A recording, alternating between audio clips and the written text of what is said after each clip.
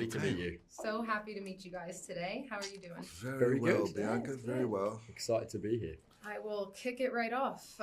Conrad and Eddie have plenty of, I'll say, intense exchanges throughout this series, but what is something they never actually say to each other that would change everything if it was spoken out loud? Wow. I don't know. That's I love you. Yeah, it's a great question. It's a really good question. I guess for my character to Conrad, it would be to say something quite human. Eddie doesn't say a lot of very human things, and say that he admires him, has learned from him, and would like to be him one day. And I would just say, I love you. Don't worry about things. Everything's going to work out. What is the fastest way Eddie could really get on Conrad's good side, if there is one? Oh, good heavens. I don't know if there is one. I really, the boy is so bent out of shape. He's such a crazy kid and, creates such havoc in my life, our life, when I really just want to get on with my fishing. Do you think Eddie is naive in assuming his family will save him, or he just knows full force and that's why he acts the way he does? No, that's the thing about this family. You never quite know. I mean, he's never, as you've probably seen, him and Helen Mirren's character, his grandma Maeve, they're a little bit of a team within the team. No one quite knows that they're conspiring together to cause a lot of trouble. But at the same time, can he really be sure that she isn't then going to stab him in the back? That's the thing about the Harrigans. They're both extremely close.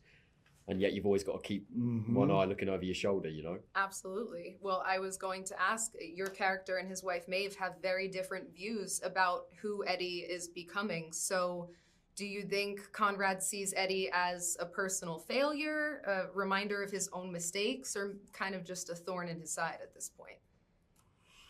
Oh, Conrad's got blinkers on for the whole family. Conrad's all about Conrad, really. Conrad lives in his own kind of mental state, and he's guided by Maeve, and he knows that, and he allows himself to be manipulated by her because he needs her. While you're in control, what does Helen Mirren's character really bring the most out of in yours? She gives him a sense of security. She gives him a sense of love. He loves her. He loves every ounce of her. He loves the blood of her, the teeth of her. That's it. And how much of those nuanced moments were scripted versus just came naturally? I mean, the way you guys interact with each other, her, smacking you in the forehead with the door while you're on the phone. And I mean, those are some of my favorite moments. Good moments. Well, because he's not of this world. He's not of this time. He's of an ancient time, somewhat. I saw him as a kind of pig farmer, brutal, cunning, charming, obnoxious man whom I love. And there's so much humor. I mean, the knocking on the door, it was kind of in the script. He's looking for his phone and he doesn't know how to use the gosh darn thing. And there was humor every twist and turn. For sure. And brutality. Each of your characters is tied to the Harrigans in a different way, by marriage, by blood, by love. So if your character could say one brutally honest thing to Conrad without facing any sort of consequences, what do you think each of your characters would have to say without giving away too many spoilers? I would say, Dad, you're a psycho. That's what I would say. First one I was thinking. Jan would say, I want my husband back. Oh, gosh. What would I say? Gosh, that's conflicting. Yeah, that's tricky. Yours is tough, I feel. Yeah. Let's do dinner. Ooh. Then we can talk about it, Andy. With Serafina, do you think that she ever wonders what her life would look like if she was born into a different family? Or is there a part of her that's a bit drawn to the power and the chaos? She's 100% driven by power and money.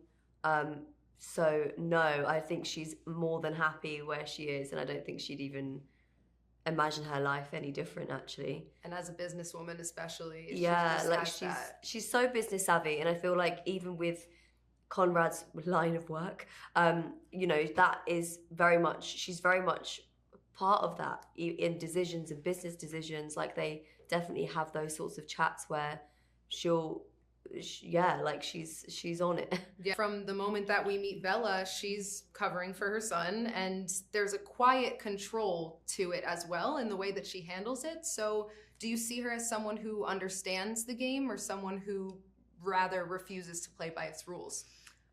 Both, interestingly. I think we find out later on in the series that there's more of a complex history between myself, Conrad, and Maeve. But initially, I think what's being required of her is to be seen and not heard.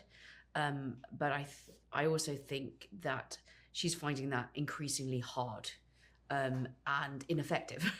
I think for the longest time, she's found kind of solace in that it's so chaotic that she can just kind of almost be numb, like live almost like a detached existence, but reap the rewards of being a Harrigan. And Bella just gets a big wake-up call, I think, through the show, and is no longer comfortable with what's happened in her past, is no longer comfortable with what's happening in her present, and is trying to do something about her future. Is there any part of Jan that truly believes Harry's going to kind of turn things around for their relationship, or is she just kind of holding on to this version of him she kind of hopes still exists? Yeah, that Jan definitely has hope, because Harry is the love of her life. And, you know, I don't think Harry has massively inherently changed as a person since they got together. It's just that Jan has probably evolved as a person, and Harry hasn't really. And so Jan's kind of wanting a little bit more from him. You know, it was great being with the bad boy, and then he started like making all the money, and he's got power, and it's all of this. And then now they've got a 16-year-old daughter, and she's going to flee the nest in a few years, and Jan's kind of looking at things going, oh, what is my life? Yeah, and the Harry's veneer's not quite so absent all the shiny time. anymore. Yeah, Harry's still like the Harrigans come first. When do I come first? Who do I come first for? And she's, for the first time, she's kind of like, what he's given her up until now has always been enough for Jan, and she's loved it. And then now she started to go, oh no, I need a bit more. And I want it, and I want it. Yeah. Things are changing. Yeah. Well, I'm so excited to see what happens with all of your storylines. So you guys are we. are incredible. And wait to see what happens with you two. You have me on the edge of my seat at the same Excellent. time. That's great. So- Yeah.